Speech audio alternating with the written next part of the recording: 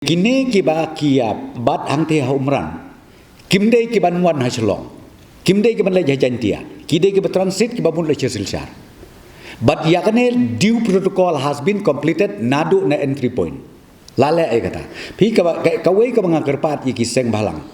Ngasutnat iki jinglong concern lang jong baro. Tenrei haga jong pors ngo bahawa dia ai klumar ya ka misinformation. Namar bakiru kila reptip ki polis jong iki don tu. Ki polis jong ina po obsting lalai. Lalai tela keli nadu ki driver kini kita brokhoi. Kalong bet bakine ndai bakin wan sa ne kin lek lengba na po East Castles na ribhoi na East Castles kile jantia sha East jantia den kin le chapo silsha te bat kine ki kon samla jongi ki badong tu kitip hai kata ten re ha social media ng yo iba hana bagi mod ban wan rit ngen hamegala. What is this?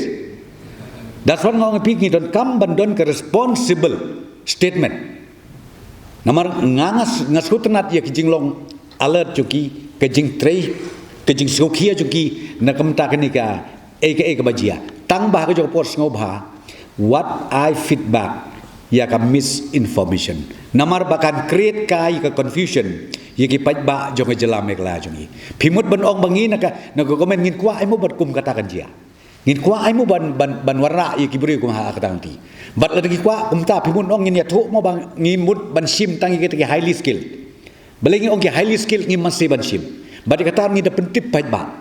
Kenapa betul bahkan long transparent kanu kodong ko bangila.